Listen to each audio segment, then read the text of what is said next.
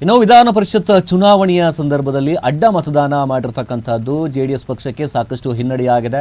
ಈ ಬಗ್ಗೆ ಮಾಧ್ಯಮಗಳಿಗೆ ಪ್ರತಿಕ್ರಿಯೆ ಕೊಟ್ಟಿರ್ತಕ್ಕಂಥ ಶಾಸಕಾಂಗ ಪಕ್ಷದ ನಾಯಕ ಸುರೇಶ್ ಬಾಬು ಇದೀಗ ಸತ್ಯಶೋಧನಾ ಸಮಿತಿಯನ್ನು ರಚನೆ ಮಾಡಿ ತಪ್ಪಿತಸ್ಥರ ಮೇಲೆ ಕ್ರಮ ತೆಗೆದುಕೊಳ್ಳುವಂತಹ ಕೆಲಸವನ್ನ ಮಾಡ್ತೇವೆ ಎನ್ನುವಂತಹ ಮಾತುಗಳನ್ನು ಹೇಳಿದ್ದಾರೆ. ಪರಿಷತ್ ಚುನಾವಣೆಯಲ್ಲಿ ಮೈತ್ರಿ ಶಾಸಕರುಗಳಿಂದ ಅಡ್ಡ ಮತದಾನ ಆಗಿದೆ. ಮಾಧ್ಯಮಗಳೊಂದಿಗೆ ಶಾಸಕ ಸಿಬಿ ಸುರೇಶ್ ಬಾಬು ಈ ಬಗ್ಗೆ ಮಾಧ್ಯಮಗಳೊಂದಿಗೆ ಪ್ರತಿಕ್ರಿಯೆ ನೀಡಿದ್ದಾರೆ. ಅಡ್ಡ ಮತದಾನ ಮಾಡಿರುವವರ ವಿರುದ್ಧ ಶಾಸಕರು ಖಡಕ್ ಸಂದೇಶವನ್ನ ರವಾನೆ ಮಾಡಿದ್ದಾರೆ. ಬಿಜೆಪಿಯಿಂದ ಈಗಾಗಲೇ ಕೂಡ ಸತ್ಯಶೋಧನಾ ಸಮಿತಿಯನ್ನ ಮಾಡಿದ್ದಾರೆ. ಜೆಡಿಎಸ್ ಪಕ್ಷದಲ್ಲೂ ಕೂಡ ಸುದೀರ್ಘ ಚರ್ಚೆ ನಡೆಸ್ತಾ ಇದ್ದೇವೆ ಅಂತ ಹೇಳಿ ಶಾಸಕ ಸುರೇಶ್ ಬಾಬು ಮಾಧ್ಯಮಗಳಿಗೆ ಮಾಹಿತಿ ಹಂಚಿಕೊಂಡಿದ್ದಾರೆ. ಅಡ್ಡ ಮತದಾನ ಮಾಡಿರುವವರ ಬಗ್ಗೆ ಕ್ರಮಕ್ಕೆ ಶಾಸಕರು ಒತ್ತಾಯ ಮಾಡಿರುವಂತಹದ್ದು. ಶಾಸಕರುಗಳ ಚರ್ಚೆಯಲ್ಲಿ ನಿರ್ಧಾರವನ್ನ ವರಿಷ್ಠರು ರಾಜ್ಯಾಧ್ಯಕ್ಷರಿಗೆ ಬಿಟ್ಟಿದ್ದೇವೆ. ಅಡ್ಡ ಮತದಾನ ಮಾಡಿರುವವರ ಮೇಲೆ ಶಿಸ್ತು ಕ್ರಮ ಆಗೇ ಆಗತ್ತೆ. ಪಕ್ಷದಲ್ಲಿ ಯಾರನ್ನೂ ಕೂಡ ಅನುಮಾನಿಸಿಲ್ಲ. ತಪ್ಪಿತಸ್ಥರ ವಿರುದ್ಧ ಕ್ರಮ ಆಗತ್ತೆ. ಕಾಂಗ್ರೆಸ್ ನಾಯಕರುಗಳಿಗೆ ಸತ್ಯ ಬಾಯ್ಬಿಡುವಂತಹ ಸ್ಥಿತಿ ಬರ್ತಕ್ಕಂತಹದ್ದು. ಕುದುರೆ ವ್ಯಾಪಾರ ಮಾಡಿರುವುದೇ ಕಾಂಗ್ರೆಸ್ ನಾಯಕರು. ಅಡ್ಡ ಮತದಾನ ಮಾಡಿರುವವರ ಬಗ್ಗೆ ಸುಳಿವು ಸಿಕ್ಕಾಗ ಕ್ರಮ ಖಂಡಿತ ಆಗತ್ತೆ ಅನ್ನುವಂತಹ ಮಾತುಗಳನ್ನ ಹೇಳಿದ್ದಾರೆ.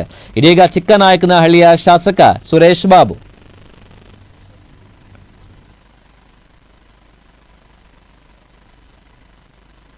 ಇವತ್ತು ನಮ್ಮ ಪಕ್ಷದ ಕೆಲವು ಶಾಸಕರು ಮತ್ತು ಬಿಜೆಪಿಯ ಕೆಲವು ಶಾಸಕರು ಅಡ್ಡ ಮತದಾನ ಮಾಡಿದ್ದಾರೆ ಅಂತಕ್ಕಂಥದ್ದು ಸಾಕಷ್ಟು ನಮ್ಮೆಲ್ಲರಿಗೂ ಕೂಡ ನೋವು ತಂದಿರತಕ್ಕಂಥ ವಿಚಾರ. ಅದರಲ್ಲಿ ಈಗಾಗಲೇ ಬಿಜೆಪಿಯವರು ಸತ್ಯಶೋಧನೆ ಅಂತಕ್ಕಂಥ ಒಂದು ಸಮಿತಿಯನ್ನು ಏನು ಮಾಡಿದ್ದಾರೆ, ಅದನ್ನು ಜೊತೆಯಲ್ಲಿ ನಮ್ಮಲ್ಲೂ ಕೂಡ ಸುದೀರ್ಘವಾಗಿ ಅದ್ರ ಬಗ್ಗೆ ಚರ್ಚೆ ಮಾಡಿ ನಾವೆಲ್ಲರೂ ಕೂಡ ಶಾಸಕರು ನಾವೆಲ್ಲ ಆತ್ಮಸಾಕ್ಷಿಯಾಗಿ ನಾವೆಲ್ಲರೂ ಕೂಡ ಈ ಪಕ್ಷಕ್ಕೆ ದ್ರೋಹ ಆಗಬಾರ್ದು. ನಾವೆಲ್ಲರೂ ಕೂಡ ಇವತ್ತು ಪಕ್ಷದ ಇದರಲ್ಲಿ ಚಿಹ್ನೆಯಲ್ಲಿ ಗೆದ್ದಿರೋದ್ರಿಂದ ಈ ಥರ ಯಾರು ಮಾಡಿರ್ತಾರೆ ಅವ್ರ ಮೇಲೆ ಕಠಿಣ ಕ್ರಮ ಆಗಬೇಕು ಅಂತಕ್ಕಂಥದ್ದು ಎಲ್ಲ ಶಾಸಕರು ಕೆಲವರು ಒತ್ತಾಯ ಮಾಡಿದ್ವಿ. ಕೊನೆಗೆ ನಾವೆಲ್ಲರೂ ಕೂಡ ಅಂತಿಮವಾಗಿ ನಮ್ಮ ವರಿಷ್ಠರು ಮತ್ತು ರಾಜ್ಯಾಧ್ಯಕ್ಷರಿಗೆ ನಾವು ಬಿಟ್ಟಿದ್ದೇವೆ. ಇದನ್ನು ಯಾರು ಅಂತಕ್ಕಂಥ ಗೊತ್ತಾದ ತಕ್ಷಣ ಅವ್ರ ಮೇಲೆ ಶಿಸ್ತು ಕ್ರಮ ತಗೋಬೇಕು ಅಂತಕ್ಕಂಥ ಒತ್ತಾಯನ ಎಲ್ಲ ಶಾಸಕರು ಕೂಡ ಮಾಡಿದ್ದೇವೆ ಅಂತ ಹೇಳಲಿಕ್ಕೆ ಬಯಸ್ತಾರೆ. ಕಳ್ತನ ಮಾಡಿದ್ದು ಏನು ಮಾಡಿದ್ದು ಕೂಡ ಆಚೆ ಬಂದೇ ಬರುತ್ತೆ. ಯಾರು ಕೂಡ ಅದನ್ನು ಮುಚ್ಚಿಡ್ಲಿಕ್ಕೆ ಸಾಧ್ಯ ಇಲ್ಲ. ಒಂದಲ್ಲ ಒಂದು ದಿವಸ ಬಂದೇ ಬರುತ್ತೆ. ಸಂದೇಹ ಮಾಡಕ್ಕೆ ಹೋಗ್ತಾ ಇಲ್ಲ ನಾವೀಗ. ನಾವು ಯಾರನ್ನೂ ಕೂಡ ಈಗ ಅನುಮಾನದಲ್ಲಿ ನೋಡಕ್ಕೆ ಹೋಗ್ತಾ ಇಲ್ಲ. ಇದು ಕಾಂಗ್ರೆಸ್ನವರೇ ಹೇಳ್ಬೋದು ನಾಳೆ ನಾವು ಇಂಥವ್ರಿಗೆ ಮಾಡಿದ್ವಿ, ಇಲ್ಲ ಇಂಥ ಏನೋ ಒಂದು ಆಮಿಷ ಒಡ್ಡಿದ್ವಿ, ಇಲ್ಲ ಅವ್ರಿಗೆ ಸೀಟ್ ಕೊಡ್ತೀವಿ ಅಂತ ಮತ್ತೊಂದು ಏನಾದರೂ ಕೂಡ ಬಂದೇ ಬರುತ್ತೆ. ಯಾಕೆಂದರೆ ಮಾಡಿರೋರು ಕಾಂಗ್ರೆಸ್ನವರೇ. ಇವಾಗ ಅವರೇ ಇವತ್ತು ಕುದುರೆ ವ್ಯಾಪಾರ ಮಾಡಿರ್ತಕ್ಕಂಥದ್ದು ಕಾಂಗ್ರೆಸ್ನವರೇ. ಇವತ್ತು ಬಿ ಜೆ ಪಿ ಕೆಲವು ಶಾಸಕರನ್ನ ಮತ್ತು ನಮ್ಮ JDSನ ಕೆಲವು ಶಾಸಕರನ್ನ. ಹಾಗಾಗಿ ಅವರೇ ಒಂದಲ್ಲ ಒಂದು ದಿವಸ ಅದು ಬಾಯಿ ಬಿಡ್ತಾರೆ. ಬಂದಾಗ ಖಂಡಿತ ಗೊತ್ತಾಗೇ ಆಗುತ್ತೆ. ಅವಾಗ ಅಂಥವ್ರಿಗೆ ನೀವು ಮುಲಾಜಿಲ್ದಂಗೆ ಅಂಥವ್ರ ಮೇಲೆ ಶಿಸ್ತು. ನಮ್ಮಲ್ಲಿ 4 ನಮ್ಮಲ್ಲಿ ಆಗಿದೆ ಅಂತ ನಮ್ಮ ಎಲ್ಲರೂ ಕೂಡ ಅಭಿಪ್ರಾಯ. ಇವತ್ತು ಒಟ್ಟಾಗಿ 11 ಆಗಿರೋದ್ರಿಂದ ನಮ್ಮಲ್ಲಿ 3 ಜನ ಮತ್ತು GT ದೇವೇಗೌಡರು ಒಬ್ಬರದ್ದು ಕೂಡ ಅದನ್ನು ಸೇರಿಕೊಂಡು 4 ಜನ ಅಂತಕ್ಕಂಥದ್ದು ನಮ್ಮೆಲ್ಲರಿಗೂ. ಸರಿ,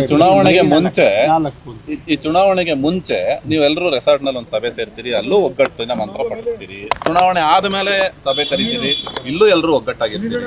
ಚುನಾವಣೆಯಲ್ಲಿ ಯಾಕೆ ಸರ್ ಮತಗಳು ಅಡ್ಡ? ಅದು ನಮಗೆ ನೋವು ತಂದಿರತಕ್ಕಂಥದ್ದು ಅದೇ ವಿಚಾರ. ಯಾಕೆಂದರೆ ಒಂದೇ ತಟ್ಟೆಯಲ್ಲಿ ಊಟ ಮಾಡಿ ಇದು ಅದಕ್ಕೆ ಅನ್ನಕ್ಕೆ ದ್ರೋಹ ಬಗ್ದಂಗೆ ಆಗ್ತದೆ ಅಂತಕ್ಕಂಥದ್ದು ನಮಗೂ ಕೂಡ ನೋವಿದೆ. ಯಾರು ಅದನ್ನು ಮಾಡಿದರೆ ಅದು ಗೊತ್ತಾದ ತಕ್ಷಣ ಅವ್ರ ಮೇಲೆ ಪಕ್ಷದಿಂದ ಉಚ್ಚಾಟನೆ ಮಾಡೋದೋ ಇಲ್ಲ ಶಿಸ್ತು ಕ್ರಮ ತಗೊಳ್ಳೋದೋ ಏನಾರೋ ಮಾಡಿ, ಇಲ್ಲದೇ ಇದ್ದರೆ ಮುಂದೆ ಇದೇ ಥರ ಮಾಡ್ಕೊಂಡು ಹೋಗೋರಿಗೆ ಇದೊಂದು ಒಂದು ಒಳ್ಳೆ ಮಾರ್ಗ ಆಗಬೇಕು ಅಂತಕ್ಕಂಥದ್ದು ನಾವೆಲ್ಲರೂ ಕೂಡ ವರಿಷ್ಠರಿಗೆ ಗಮನಕ್ಕೆ ತಂದಿದ್ದೇವೆ. ಖಂಡಿತ ಅವರು ಅಷ್ಟೇ ಇದನ್ನು ಕೂಲಂಕುಷವಾಗಿ ಪರಿಶೀಲನೆ ಮಾಡಿ ಖಂಡಿತ ನಾನು ಶಿಸ್ತು ಕ್ರಮ ತಗೋತೀನಿ ಅಂತ ಹೇಳಿದ್ದಾರೆ. ಇದನ್ನು ನಾವು ನಮ್ಮ ವರಿಷ್ಠರಾದಂಥ ರಾಜ್ಯಾಧ್ಯಕ್ಷರಿಗೆ ನಾವು ಇದನ್ನು ಸನ್ಮಾನ್ಯ ಕೇಂದ್ರ ಸಚಿವರು ಮತ್ತು ರಾಜ್ಯಾಧ್ಯಕ್ಷರಾದಂಥ ಕುಮಾರಣ್ಣವ್ರಿಗೆ ನೀವು ಇದನ್ನು ಶಿಸ್ತು ಕ್ರಮ ತಗೋಬೇಕು ಅಂತ ಒತ್ತಾಯ ನಮ್ಮಲ್ಲಿ ಅದಕ್ಕೆ ಬೇರೆ ಥರ ಅವ್ರ ಮಾರ್ಗ ಹುಡುಕ್ತಾರೆ. ಅದು ಅವ್ರಿಗೆ ಬಿಟ್ಟಿದ್ದೀವಿ. ಅದನ್ನು ಪರಿಶೀಲನೆ ಮಾಡಲಿಕ್ಕೆ ನಮ್ಮ ರಾಜ್ಯಾಧ್ಯಕ್ಷರಿಗೆ ನಾವು ಪೂರ್ಣ ಪ್ರಮಾಣದ ಒಂದು ಅಧಿಕಾರವನ್ನು ಅವ್ರಿಗೆ ಕೊಟ್ಟಿದ್ದೇವೆ. ನೀವೇನು ಕ್ರಮ ತಗೋತೀರೋ ಅದು